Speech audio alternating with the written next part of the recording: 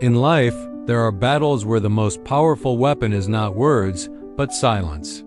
That is a lesson I learned not from books, but from the story of a lantern maker and his quiet light. The story begins in a corner of the ancient town of Hoi An, where time seemed to stand still amidst moss-covered tiled roofs and yellowed walls stained by time. There lived a young man named Leo, renowned throughout the region for his lantern-making skill. Leo's lanterns were not merely decorative objects. Each one he crafted was a work of art, imbued with the artisan's soul and meticulous care. The light emanating from them was not harsh, but warm, gentle, capable of soothing heavy hearts. People said that Leo's lamplight could tell stories, could warm even the coldest winter nights. Leo was an honest man. He used only the finest materials, from carefully whittled bamboo splints to soft hadong silk. He believed that sincerity was the foundation of every creation. But just as light always accompanies shadow, Leo's talent and reputation unintentionally sowed the seeds of envy in others' hearts. Arthur, an older lantern maker from the shop across the street, felt his business declining day by day. Instead of reflecting on his own craftsmanship, he directed his frustration and jealousy towards Leo. Initially, it was just whispers, sneers behind Leo's back. Then, gradually, these transformed into malicious rumors. Arthur began spreading tales that Leo used cheap materials, young bamboo prone to termites, and adulterated silk to deceive customers.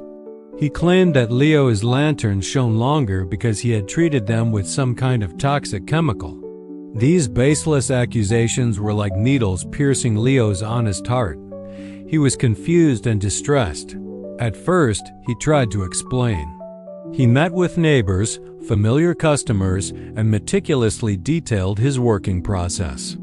He showed them the aged bamboo he selected, the pure silk he used. He spoke with all his sincerity, believing that the truth would prevail, but he was mistaken. His words, passing through ears already filled with prejudice, were distorted and twisted. People said he was making excuses. Some claimed he was cleverly covering things up. Every attempt Leo made to explain only added fuel to the fire of rumors, making them burn more fiercely. He felt exhausted, helpless, like shouting into a storm where no one could hear him. His voice was lost amidst the malicious whispers. In his darkest days, when he felt his faith crumbling, Leo sought out an ancient pagoda hidden behind bamboo groves at the end of the street. He met the old Zen master, who had kind eyes and a smile like the morning sun. Leo poured out his heart, recounting the slanders and his helplessness in trying to clear his name in vain.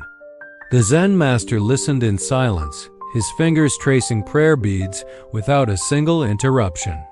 When Leo had finished speaking, tears welling in his eyes, the Zen master slowly poured him a cup of hot tea.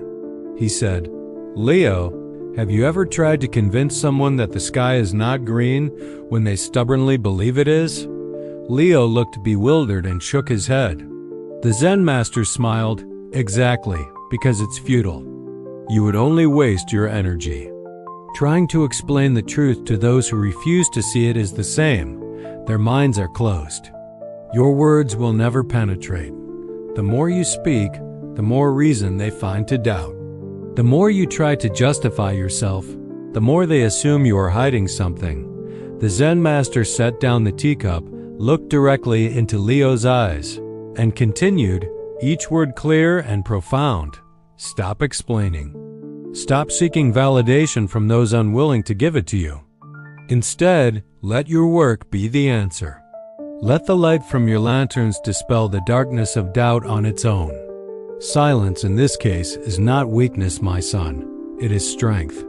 It is focus. It is faith in your core values without needing any external confirmation." The Zen master's words were like a cool, refreshing stream watering Leo's parched soul. He suddenly awoke. All this time, he had been fighting the wrong way. He had used words to fight words, an endless battle. He bowed in gratitude to the Zen master and left with a new resolve. From that day on, people saw a completely different Leo. He no longer explained himself to anyone. When asked about the rumors, he simply smiled gently and offered them a cup of tea. When Arthur walked past his shop and uttered sarcastic remarks, Leo merely bowed his head in greeting and continued his work. He stopped defending himself and poured all his mind, time, and energy into his lanterns. His silence was astonishing. It was not the silence of a loser, but the stillness of a mountain. He worked with absolute concentration. Every bamboo splint he whittled, every piece of silk he stretched, carried with it a profound tranquility and an unshakable belief. The energy he once used for arguments was now transformed into creativity. The lanterns born during this period were even more beautiful, more exquisite than before. Their light seemed even warmer and more enduring, as if they were lit from the very flame of peace within Leo's soul. And then a miracle happened. Actions began to speak more eloquently than any words. The superior quality of the lanterns was the clearest answer itself. Customers, initially somewhat skeptical, realized the difference after purchasing and using Leo's lanterns. His lanterns were not only beautiful but also very durable. Their light remained steady through rainy and windy nights, not flickering or easily extinguishing like other lanterns. Good news traveled far. People spread word about the heartfelt lanterns of the young man named Leo. Gradually, customers returned to him, more numerous than ever before. They came not for explanations, but for proven quality, for the genuine light they could feel for themselves. Even Arthur could not help but notice. Every evening, sitting in his quiet shop, he looked across the street. Leo's shop was always bustling with people, and the lanterns hanging outside his porch emitted a steady, peaceful glow, a stark contrast to his own flickering, unstable lights. One stormy night, Arthur's own lantern hanging outside his door was blown out by the wind. But looking across, Leo's lantern still shone resiliently, shimmering in the rain like stars that could not be extinguished. That night, in the silence of the street, Arthur understood. The truth lay not in the rumors, but in that steadfast light itself. The next morning, people saw Arthur step into Leo's shop for the first time, quietly choosing to buy a lantern. He did not offer an apology, but that action spoke louder than 1,000 words. Leo simply smiled, carefully wrapping the lantern for him. No more words were needed between them. Leo's story taught the entire neighborhood and ourselves a profound lesson. Truth does not need to shout to be recognized. It is like the sun, quietly rising each day, its existence undeniable. True peace does not come when you convince the whole world to believe you, but from the moment you realize you don't need to explain yourself to those unwilling to listen. When you stop pursuing external validation, when you no longer bother with judgments, you will find an extraordinary freedom. Your energy will be released from meaningless battles to focus on creating value, on building yourself, and nurturing your work. Your life will become much lighter and more peaceful.